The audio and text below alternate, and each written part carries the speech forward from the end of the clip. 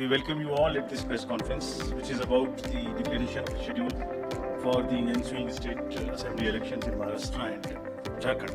सर्वप्रथम हरियाणा और जम्मू कश्मीर के सभी मतदाताओं को, वोटर्स को, चुनाव में बहुत ही सशक्त दमदार पार्टिसिपेशन के लिए मुबारकबाद देना चाहता हूं, धन्यवाद करना चाहता हूं। दुनिया में सबसे बड़े लोकतंत्र के रूप में भारत हर चुनाव में गोल्ड स्टैंडर्ड्स तय कर रहा है, रिकॉर्ड बना रहा है। इन दोनों चुनावों में जो जज्बा दिखाया गया वो लंबे समय तक याद रहेगा और हम एक नया गोल्ड स्टैंडर्ड और सेट कर रहे हैं। Just to remind you, just to recall, चुनाव घोषणा के समय ही हम अपना इरादा घोषित करने लगे। हम अपनी विल और इंटेंट को पहले बताते हैं और उसे पूरा करके दिखाते हैं। लोकसभा के चुनाव के समय, हम अनाउंसमेंट के समय हमने वादा किया था कि हम 4M की चुनौतियों से निपटेंगे और हिंसा, पुनर्मतदान, धन और सोशल मीडिया के दुरुपयोग की अनुमति नहीं देंगे। और आप सब जानते हैं कि हमने वो करके दिखाया। J&K अनाउंसमेंट के समय अगर मैं आपको फिर से याद दिलाऊं कि चुनाव से पहले किस प्रकार की थ्रेट्स थी, आतंकी हमले बढ़ रहे थे। लोग, आप सब लोगों में से बहुत लोग ये भी पूछ रहे थे कि पता नहीं चुनाव आयोग J&K में चुनाव कराएगा कि नहीं कराएगा। और 16 अगस्त को जब चुनाव की घोषणा का समय था तो इसी प्लेनरी हॉल में हमने अप फ्रंट और बोल्ड वादा किया था। और मुझे याद है, मैंने कहा था कि जमहूरियत के जश्न में आपकी शिरकत दुनिया देखेगी नापाक इरादों की शिकस्त की कहानी। और वो कहानी आपने सबने देखी और वो कहानी पूरे वर्ल्ड ने देखी। चुनाव को इंड्यूसमेंट फ्री बनाया गया और जहां J&K में चुनाव कराने का विषय होता था वहां सीजर्स में 130 करोड़ रुपए के सीजर्स हुए, which is 100 times more than 2014। Similarly in Haryana, seizures were to the tune of around 75 crore, 4 times more than 2019 elections. इन दोनों राज्यों के चुनावों में भी नील रीपोल रहे। There was not even a single repoll in both the states, including the state of Jammu Kashmir. 0 violence, including the state of Jammu Kashmir. एक भी लाठी नहीं चली, एक भी गोली नहीं चली, आप सब इस बात के गवाह हैं। And let us give an ovation to the voters of Jammu Kashmir and Haryana. Now we will take questions from the media. EVM को लेके पहले भी आपने बयान दिया है, लेकिन एक बार फिर से ईवीएम को लेके शिकायतें विपक्षी दलों ने हरियाणा को लेके की है, बैटरी को लेके शिकायत की गई है। तो आप हमेशा ये कहते रहे कि निष्पक्षता के साथ हम चुनाव करवाते रहे, तो ऐसे लोगों को आप क्या जवाब देंगे, ऐसे लोगों को आप क्या कहेंगे जो ईवीएम को लेके आपसे शिकायत करते हैं और इस बार बैटरी को लेके शिकायत की गई? बहुत बार मैं बता चुका हूं आपको, थोड़ा समय लगेगा तो फिर से बता देता हूं। 6 महीने, लगभग 5-6 महीने फर्स्ट FLC शुरू होती है ईवीएम की। मैं 2 बात बता रहा हूं, बस मोटी सी 2 बात, बाकी सब आपको मालूम है। वो टेम्पर नहीं हो सकती, उसमें कोई कनेक्शन नहीं हो सकता। अभी लोग पूछते हैं जब पेजर से उड़ा देते हैं तो ईवीएम को कैसे हैक नहीं कर सकते, ये भी पूछते हैं। जब कोई किसी कंट्री में पेजर से उड़ा दिया तो ईवीएम हैक हो जाएगी। अरे भाई, पेजर कनेक्टेड होता है, ईवीएम कनेक्टेड नहीं होती। एनीवे, 2 बात मोटी मैं आपको बताता हूं, बहुत मोटी। 5-6 महीने पहले FLC होती है, first level checking of the EVMs, और मेरे पास में पूरा रिकॉर्ड है। ये हम जो भी ईवीएम की शिकायतें बाय द वे आई हैं, वो हमारे पास 20 शिकायतें आई हैं। हर 20 शिकायत का हम इंडिविजुअल जवाब देंगे, फैक्ट बाय फैक्ट। सो इसमें कोई डाउट नहीं है।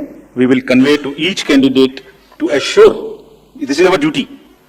एक्चुअली हमारी ड्यूटी है कि अगर कैंडिडेट ये पूछ रहे हैं कि आप बताइए, तो हम उन्हें बताएंगे, निश्चित रूप से बताएंगे, लिख के बताएंगे, पूरा डिटेल्ड बताएंगे और जल्दी ही बताएंगे। तो I am not going to do individual cases, और उन सबको पब्लिश भी कर देंगे ताकि आप सबको भी पता लग जाए। बट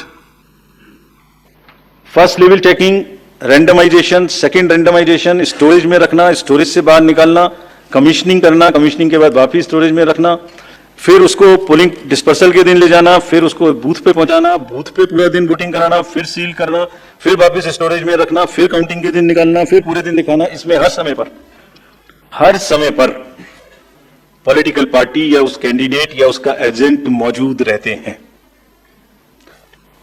जब मशीन में कमीशनिंग होती है उस दिन उसमें बैटरी डाली जाती है। पहले आया था, पहले और बहुत सारी चीजें आई थी कि वो हैक हो सकती है, उसका वोट इधर डाला तो इधर जा सकता है, कुछ हो सकता है। ये पहली बार आया। अब हम ये भी सोच रहे हैं कि इससे अगला क्या आएगा, हम नहीं समझ पा रहे इससे अगला क्या आएगा, बट लगता है अगला भी कुछ आएगा, रुकेगा नहीं। मतलब कितनी बार। एनीवे, कमीशनिंग बहुत जरूरी है समझना। वोटिंग से करीब 5 या 6 दिन पहले कमीशनिंग होती है। 5-6 दिन पहले उस दिन मशीन में सिंबल पड़ते हैं। तो अब मशीन में अभी तक नई बैटरी उस दिन ही डाली जाती है और सील करके उस बैटरी पे भी कैंडिडेट के एजेंट्स के दस्तखत होते हैं। थोड़ी मशीन पे तो होंगे ही होंगे, हमें भी नहीं पता, हमने भी पता नहीं कब बनाया था ये नियम, हमारे काम आ रहा है अभी कि वो बैटरी पर भी एजेंट के दस्तखत हों। और अब कमीशनिंग के बाद, क्योंकि 5 ही दिन बच्चे हैं और इसमें सिंबल लोड हो चुके हैं, ये उनके सामने में स्ट्रांग रूम में जाएगी, डबल लॉक लगेगा, 3 लेयर की सिक्योरिटी रहेगी, 3 लेयर की, जिसमें सीएपीएफ भी शामिल होगी, मस्ट है, ऑब्जर्वर होंगे। उसके बाद जब वो पोलिंग के डिस्ट्रीब्यूशन के दिन निकलेंगे, उस दिन फिर यही प्रोसेस होगा, सारा प्रोसेस वीडियोग्राफ होगा। यानी वीडियोग्राफ होने के बाद फिर वो फील्ड में पहुंचेंगे, सेक्टर मजिस्ट्रेट साथ में रहेंगे, फिर कैंडिडेट के एजेंट साथ में रहेंगे, फिर वहां पहुंचेगी, फिर कहेंगे भाई देख लो इसको, सब ठीक है, जो आपको नंबर दिया, हाँ, और उसका नंबर भी सबसे शेयर किए जाएंगे, इस नंबर की मशीन इस बूथ पे जाएगी। फिर जब वो बूथ पे पहुंच गई तो कहें भाई मिला लो आप, उसी नंबर की है कि नहीं है, वोट भी डाल के देख लो 50 कि ठीक है कि नहीं है। किसी ने 50 डाले, किसी ने 20 डाले, किसी ने कहा नहीं हमें ठीक है हम नहीं डालेंगे। किसी स्टेज में किसी बूथ पर 20 कैंडिडेट हैं, किसी पर 5 कैंडिडेट हैं, किसी पर 5 ने कम वोट डाले, किसी ने ज्यादा डाले, बैटरी उसी हिसाब से यूज। फिर पूरे दिन वोटिंग हुई, तब एक एक वोट का हिसाब रखा, फिर बंद हुआ। बंद होने के समय में एंड ऑफ क्लोज ऑफ पोल में फिर से दस्तखत कराए, फिर से हिसाब लगाया कितने वोट पड़े, फिर से फॉर्म 17C दिया। उसको कितना दिखाएंगे, कौन दिखाता है इतना, बताइए। कोई एक प्रोसेस कंपैरेटिव बताइए पूरी कंट्री में जहां public disclosure disclosure disclosure participation participation इतना अधिक हो, कोई ये बताइए प्रोसेस।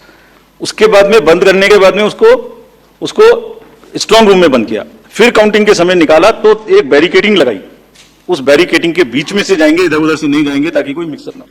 अच्छा, मिक्सअप कैसे होगा, वो नंबर हमने आपको दिया हुआ है। जब काउंटिंग में पहुंचे तो फिर कहें भाई चेक कर लो, फिर 17C से चेक कर लो, round wise round this is happening. And there is a provision for objecting to any of the issue relating to this at any stage, which has not happened. So हम individual जिसने वो बिल्कुल safe है, बिल्कुल robust है। अच्छा, और मैं बताता हूं आपको, आप पिछले 15-20 इलेक्शंस देख लीजिए, it is giving results after results differently. जहां मतलब ऐसा नहीं हो सकता कि जब पसंद का रिजल्ट ना आए तभी गलत है, ऐसा नहीं हो सकता। एनीवे, हम सबका इंडिविजुअल जवाब देंगे और आपको भी बताएंगे, उसको वेबसाइट पे डलवाएंगे, जवाब दे देंगे आपको। एक FAQ भी बनाएंगे उसका, बताता हूं मैं आपको, बट इसमें थोड़ा सा, चलिए आप अपना प्रश्न पूछ लीजिए, अभी बता देता हूं जी बता दो, ये भी इसी के साथ बता, we'll take some questions from the नहीं, ये प्रभु जी का इसके साथ ही बता देता हूं। जैसे मैंने पहले बताया, ये एक सिंगल यूज बैटरी है, जब ये पड़ेगी तो 5-6-7 दिन के लिए इस्तेमाल होगी। इसकी जैसे आपके कैलकुलेटर में बैटरी है, I mean it is not mobile का बैटरी जो एवरी दिन चार्ज होगी, it is like calculator battery, 5 साल तक चलती रहेगी। जब शुरू हुई तो मान लिया वो 100% थी, अब वो धीरे धीरे धीरे धीरे धीरे धीरे यूज डिसयूज, कितना एक्सटेंसिव यूज, कितना ग्राफ किया, सबसे यूज होती रहेगी 10 साल के बाद तक, 5 साल तक। 5 साल में जब बंद होगी तो पता लगा उससे पहले 3-4% थी, आपको पता नहीं लगेगा, सडनली बंद हो जाएगी। बट हमने प्रोविजन बनाया हुआ है कि जब इनिशियल ये शुरू होगी तो इसकी 2 चीज हुई, एक परसेंटेज ऑफ चार्ज, एक output. Output is in terms of voltage, it's a very low required voltage which the machines require. So anything between 7.4 to 8 volt is considered कि ये बिल्कुल परफेक्ट स्थिति में है और इसको आप डाल सकते हैं। तो it is initially marked as that yes it is okay, go ahead, 99% it is charged. Now after commissioning के समय में भी मॉक पोल की जरूरत है, पोलिंग स्टेशन में भी मॉक पोल की जरूरत है, नंबर ऑफ कैंडिडेट्स भी अलग अलग है। सो ये एवरीथिंग कैन डिफर डिफरेंटली, और जब भी वोल्टेज 7.4 से नीचे आएगी तभी ये एक्चुअल वो दिखाना शुरू कर देगी। This is how it is designed. And अगर 5.4 या कोई परसेंटेज है उसके आस 5.8, जब 5.8 पर आएगी तो ये सिग्नल देगी, जैसे गाड़ी सिग्नल देती है येलो बटन दबा के कि अब ये बंद होने वाली है, so please replace. This is what it is. But for general, जिससे कि टेक्निकल लोग भी इसका एग्जामिन कर सकें, आप लोग भी जान सकें, हम इसका एक बिल्कुल डिटेल बना के, जितना मैंने बताया इससे भी ज्यादा विस्तार में, इसको FAQ में डालेंगे। और जो भी सदस्य गणों ने, जो कंटेस्टिंग कैंडिडेट्स ने हमसे पूछा है और जो पार्टीज ने हमसे पूछा है, उनका हम बहुत इज्जत के साथ, बहुत सम्मान के साथ पूरा जवाब देंगे। और जैसे जैसे आरओज अपना अपना जवाब दे देंगे, we have asked all ROs 20 कि आप सब डॉक्यूमेंट करिए, सब बताइए कि कब कमीशनिंग हुई, सब बताइए कौन कौन साथ में था, पूरा डिटेल विस्तार बनाइए, पूरी प्रोसेस एंड टू एंड। और बनाने के बाद माननीय कैंडिडेट को आप जवाब दीजिए। दिस इज योर ड्यूटी इन लोकतंत्र। अगर कोई पूछ रहा है तो आप जवाब दें, हम उसका जवाब देंगे। और जवाब देने के बाद कंपाइल करके हम आपको भी सबको बताएंगे, इसको बताएंगे। एक चीज और बता दूं, एक चीज और इसमें मैं आपको बता दूं, एक हमारा CNB का भी प्रोसीजर है, जो माइक्रो कंट्रोलर और प्रोसेसर को हम चेक कर सकते हैं।